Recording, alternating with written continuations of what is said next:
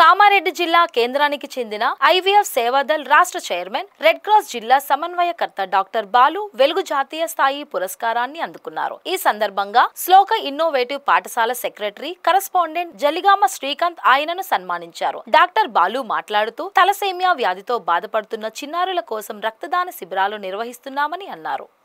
Innovative school Kamareddy మరి secretary and correspondent మరి జలిగామ శ్రీకాంత్ అన్న ఎంతో ఆత్మీయులు.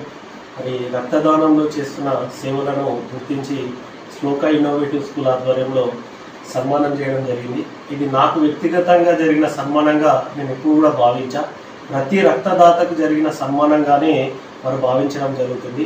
మరి తలసేమియా వ్యాధితో బాధపడే చిన్నారులు తెలంగాణ రాష్ట్ర వ్యాప్తంగా మరి వేలాది మంది ఉన్నారు.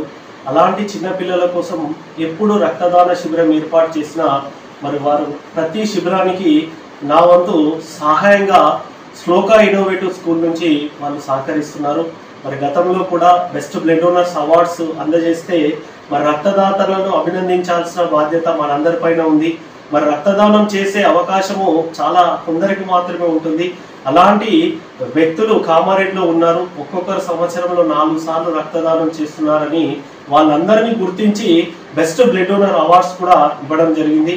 కాబట్టి వారికి ప్రత్యేకంగా ధన్యవాదాలు తెలియజేస్తూ ఈరోజు విద్యారంగంలో మారుతున్నటువంటి పరిస్థితులకు అనుగుణంగా ఆర్టిఫిషియల్ ఇంటెలిజెన్స్ లాంటి కొత్త టెక్నాలజీ అనేది దేశానికి పరిచితమైంది.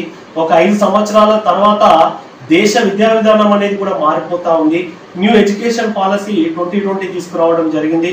మరి టీచర్లు కావచ్చు, కరికులం కావచ్చు, టీచింగ్ మెథడాలజీ కావచ్చు, ప్రస్తుతం ఉన్నటువంటి సంస్కరణలు, రిఫార్మ్స్ అన్ని కూడా సక్సెస్ఫుల్ గా మరి శ్లోక ఇన్నోవేటివ్ స్కూల్లో మరి నిర్వహిస్తూ దేశం ఏదైతే దేశ నిర్మాణం అనేది తరగతి గదుల్లో జరుగుతుందన్నామో మరి అలాంటి భవిష్యత్తు దేశ నిర్దేశతలను తయారు చేసేటువంటి శ్లోక స్కూల్ మరి శ్రీకాంత్ గారికి వారి యొక్క అధ్యాపకులకు అందరికీ ధన్యవాదాలు తెలియజేస్తూ మరిన్ని భవిష్యత్తు రక్తదాన శిబిరాలకు సహకారాన్ని అందించాలని మనస్ఫూర్తిగా కోరుకుంటున్నాను.